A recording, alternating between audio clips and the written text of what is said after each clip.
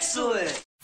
What's up guys, welcome back to my coverage of CES 2017. I am here at the ASUS suite at Trump Tower. But first, a big thanks to my sponsors for CES 2017, Gigabyte, OCZ, a Toshiba company, as well as Deepcool. Big thanks to them, and their links are down in the video's description. Now, there's tons of stuff at the ASUS booth as always, so let's get right into it. Let's start with some peripherals. 3 mice, this is ROG Strix, and this is ROG Strix, and this is just ROG. This is the Gladius 2. It is a unique design in that it has swappable arm-around switches. They've upgraded a lot of stuff. They actually have new switches with 12,000 DPI sensitivity and the ability to switch them out, giving you up to 50 million clicks per switch, and of course it has RGB lighting, and it will work with the ASUS Aura software. There's an ROG Strix Evolve over here, which is ambidextrous, as you can hopefully see, and you can actually remove each of these click panels, the left one and the right one, and it comes with options for left-handed or right-handed people, because the travel distance on your left and right click are different, and they want to make sure that they have accommodated either one.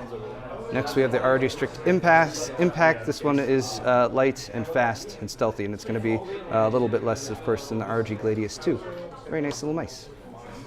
So speaking of ASUS Aura Sync, that's the software for RGB lighting control that they've been working on and developing, I'd say, over the past year and a half since the RGB thing kind of took off. So this system they have set up here is a really good example of how it works.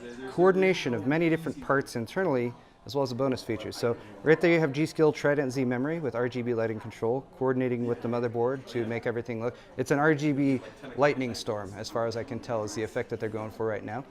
You also have, of course, RGB LEDs on the motherboard itself.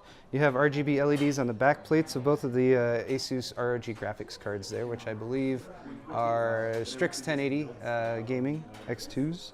And then also you have RGB strips on the case on 2 sides over here, and then they took and went outside the back of the case with this little cable, and they connected it up to this wall of ROG-ness going on there. So you have coordination of not only all the RGB lights inside the system, but you can also go out and decorate your desk or the wall or something like that. And then of course, if you get the right peripherals from ASUS, like a monitor, keyboard, mouse, that also have ASUS ROG Aura support, or Aura lighting support, then you can coordinate everything with the ROG-ness. I really want to quickly point out this Magnus right here, because it's a new product that ASUS hasn't really taken on before. It's a microphone. So features here are studio-grade condenser capsules. You actually get 3 of them, whereas you would typically only get 1 with a mic of this quality. Price point they're looking at is going to be around $150-ish, $125 to $150. And it's got USB connectivity. It's got individual controls here, so you can manually pipe things up or down if needed on the fly. And again, support for the ASUS ROG Aura lighting. Coordinate everything with ROG lights. Now, continuing with some ROG stuff, here's a motherboard that JJ did not have available when we did our video on the Z270 launch, which you guys should check out, by the way. This is the Maximus 9 Extreme. So I have 3 motherboards here I want to show you really quick. Maximus 9 Extreme has all of the extreme type level features that you would expect from their previous extreme level boards. So lots of I/O stuff there, and monitoring control and all that good stuff. USB 3.1 header, that's really cool. But you're probably noticing this water block. It's actually a mono block right here at the top.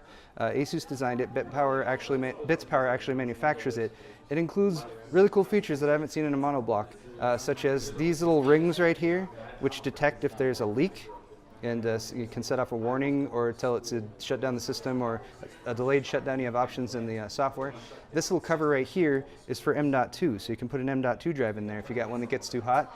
Drastically reduces the temperature of a really fast M.2 NVMe SSD. And then you have crazy support for fans. You actually have 12 fan headers, 4 up there and then another 8 down here. And they're all grouped very specifically, so you can connect up lots of radiators and have them all in a group and that kind of thing. There's other features here as well, but I'm running out of time. So let's move over here to this long line of motherboards, which lots of them I actually already talked about, but I didn't talk about this one. This is the Apex, and this is kind of the offshoot of the Extreme. The Extreme was previously, the top end, best of the best, and that still is the case. The Apex is split off to be a bit more geared towards really high-end and enthusiast overclocking. Now, that's not to say you couldn't get the Apex and use it for other tools or features, or just build a nice system out of it. But you'll note, for example, 2 DIMM slots instead of 4. All of this is to reduce signal noise that might potentially reduce your chances of getting really high-end overclocks. They have this crazy thing right here, which is actually an M.2 riser adapter card that they fit into a DIMM slot, which is kind of crazy, but gives you some M.2 support without having it have potential noise or signal interference with the rest of the board. And they've gone with other features like IC chips in there that are much better for high-end overclocking. So if you're going to see like world records for Kaby Lake being broken by ASUS overclocking team, it's probably going to be done on this board. Of course, on the right side you have voltage read points and all that type of stuff. You can individually turn off certain features of the board. And also, if you haven't noticed, this board has a kind of a cool design too. It is ATX, but it has sort of an X design, so you might notice the PCB kind of pops out there a little bit on the corners, which is also kind of unique. And then of course, again, full our RGB support and a little panel down here that you can kind of customize. You could replace that and put your own logo on it or something like that if you wanted to. All right, so what we have here is an ITX board and a micro ATX board. The ITX board is fairly new. The micro ATX board is actually already available, so check those out. These should all be available. If they're not out now, they should be available by the end of the month, with possible exception of that Extreme board. Now the ITX here, I just think they did a great job on. They have answered the call that many of us have had to give us an ITX board that also has color neutrality for the most part. They've also included an M.2, which actually is installed via this little guy right here, which is cool because it gives you the ability to have some additional cooling on it. M.2 will slot right in there. Active heatsink for it, so keep your M.2 NVMe drive nice and cool, and it fits on the front of the board right there. You'll notice there are some silver accents, but other than that, no real colors. There is integrated Wi-Fi, and then there are some LEDs on the board, but you can disable those. And if you do want to have, again, that RGB support, although there are no active RGB lights on this board, there is an RGB LED header over there, so you could integrate that with your case, and then, of course, coordinate it with the lights in your case or other ASUS RGB products if you wanted to. And then we have the Strix Z270G Gaming Micro ATX board. I don't have a lot of information about this board, but I just wanted to show you guys that it exists, maintaining a lot of the design and other features that we've seen with a lot of these boards, RGB support, all that good stuff, and it looks cool. And I like Micro ATX. Here's a cool little product. It's called the ROG Rapture. It's actually a router, a quad-core router. Features game boost and gaming port technology. This is again coming out in Q2. They're not quite finished designing it. It's going to have support for really high-speed storage. It's either going to be integrated or available via connectivity via USB, but it's going to give you just ultra-fast storage. So you could potentially like use this as a NAS replacement or something like that. But tri-band AC Wi-Fi, 8 gigabit LAN ports for wired devices, and 2 ultra-fast USB 3.0 ports. And it looks like an upside-down spider. Monitors, these are exciting. Actually, the one in the middle is really cool. It's a new industrial design, and this is part of the ASUS, well, it's not a ProArt actual series monitor. It is the MX38VQ.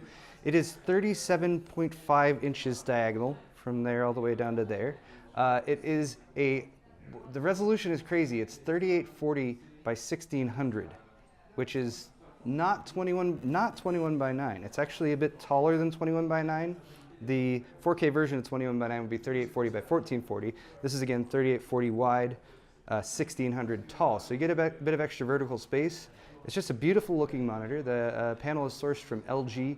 Also includes 8-watt stereo speakers, Sonic Master technology, so you can actually route your audio, like say you have a laptop that doesn't have very good audio quality, you can route it through the monitor and then plug your headphones in there and you'll get a much better audio experience. That's really cool. Again, coming in Q2. Over here we have a 4K HDR display, which just looks beautiful. And ASUS is still in search of incredible. This is a 32-inch 4K HDR quantum dot monitor. So the color space reproductivity on this monitor is absolutely insane.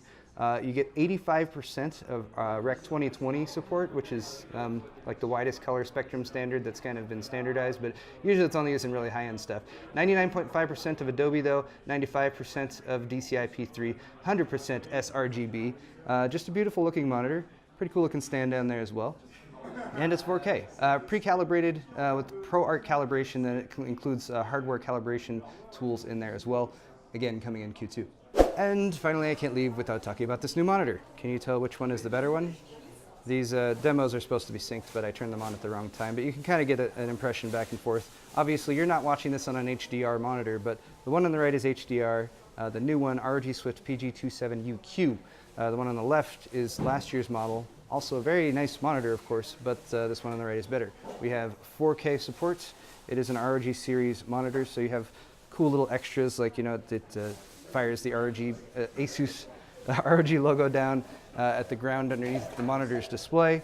144 hertz rapid refresh rate, NVIDIA G-Sync support, of course, 4K HDR, 3840 by 2160, and it's an IPS panel, so you should have better color depth theoretically than, you know, a trashy old TN panel or something like that. DisplayPort 1.4 and HDMI 2.0 compatible, and I think this is a very, very nice monitor. I don't know how much it's going to cost though.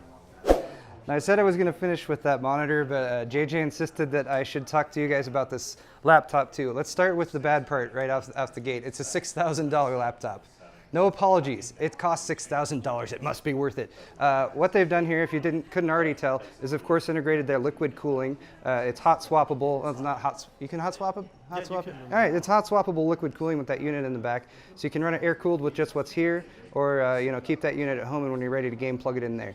18-inch display, IPS with G-Sync, dual GTX 1080s in there, full-size ones. It also has, what's the CPU? It's an i7 latest generation Kaby Lake unlocked. Okay, so it's like a 7700K? Kind of. It's kind of like a 7700K. It's some mysterious version of the 7700K that JJ seems very mysterious about. Mechanical RGB backlit keyboard. Obviously, it's a fairly substantial laptop, being that it's more of a desktop replacement made for gaming, and I imagine you could do lots of content creation and that kind of thing on this as well. And of course, full ASUS ROG Aura RGB support. ROG Aura RGB. I've been repeating that statement over and over again. So, guys, if you don't like desktop computers, but you want one, but you want it in a laptop, and you have $6,000, the ROG GX 800 is absolutely insane. So there you have it, guys, my breathless coverage of the ASUS suite, and I swear I've only talked about like a third of the things they have. They have a complete other room that they wanted to show us, but we ran out of time. So let me know what you think of this video. Hit the thumbs up button if you enjoyed it. A big thank you, of course, to my sponsors, Kyle, as well as Gigabyte, OCZ, Toshiba, and Deepcool. Thanks, you guys. More coverage of CES 2017 coming very soon. We'll see you next time.